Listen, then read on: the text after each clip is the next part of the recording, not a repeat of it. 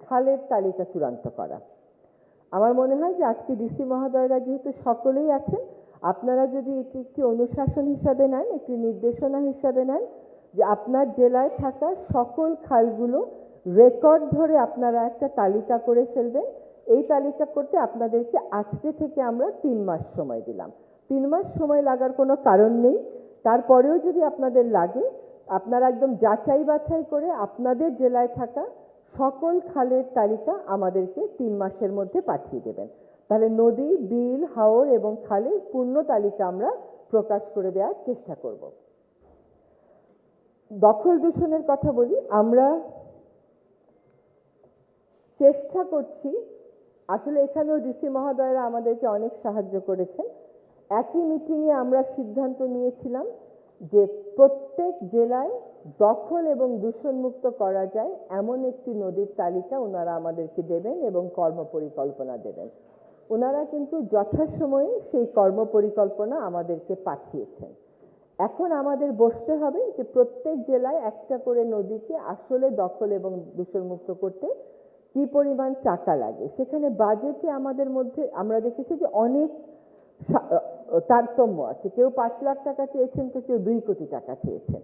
কাজে আমাদেরকে প্রত্যেকটা জেলায় একটা করে নদী ধরে ওই প্রসেসটা শেষ করতে হবে। এইখানে নদী কর্মীদের অনেক আপত্তি আছে, কিছু কিছু আপত্তি আছে। যেমন তাদের একটা আপত্তি হলো জেলার সবচাইতে দূষিত নদীটাকে ধরা হয় নাই। দেখেন, নদীকে দখল এবং দূষণমুক্ত করতে হবে। জেলা প্রশাসন তো অনেক দিন এই প্রক্রিয়ার মধ্যেই নিজেকে সম্পৃক্ত করেনি। যেই তালিকা আছে আমরা সেই তালিকা ধরে প্রক্রিয়াটা শুরু করি। তারপরে আপনারা যেটাকে মনে করবেন প্রাধান্য দেওয়া দরকার সেটাও আমাদেরকে লিখিতভাবে জানান যে আমরা মনে করি এটার পাশাপাশি এটাও নেওয়া দরকার, আমরা সেখানেও কাজ শুরু করার চেষ্টা করব। নদী দূষণমুক্ত করা আসলে এত সহজ নয়। আমি সাখাওয়াত ভাইয়ের সাথে একমত যে আমাদেরকে ঢাকা শহরের যে কোনো একটা নদীকে বেছে নিয়ে, এবং প্রতীকী অর্থে ঢাকা শহরের মানুষ ঢাকা নদী বললে প্রথমে বুড়িগঙ্গার নামটা বলে। তো আমরা বুড়িগঙ্গা, তুরাগ এবং শীতলক্ষ্যা এই 3টি নদীকেই দখল এবং দূষণমুক্ত করার একটা বিস্তারিত কর্মপরিকল্পনা করে কাজটা শুরু করে দেওয়ার চেষ্টা করব।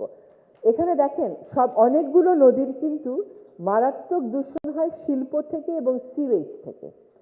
এই যে 53 বছরের কথাটা বললেন, 53 বছরে আমরা সিওয়েজ সিস্টেম পেলাম না একটা।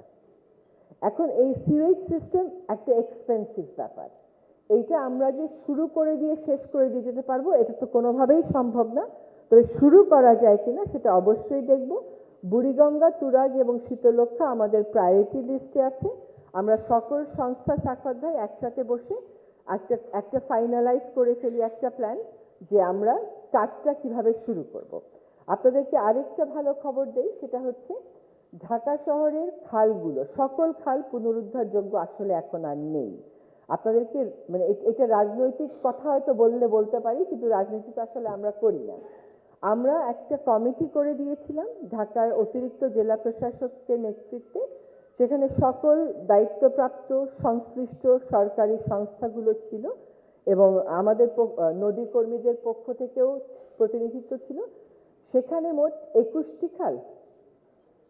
21টি খালকে আমরা দখল এবং দূষণমুক্ত করে একটা ব্লু নেটওয়ার্ক করার পরিকল্পনা প্রায় চূড়ান্ত করে এনেছি। এবং এটা কেবল দখল এবং দূষণমুক্ত করছি একটা প্রকল্পের অধীনে তা না, এটা ব্যয় সাশ্রয়ীভাবে আমরা করার চেষ্টা করছি।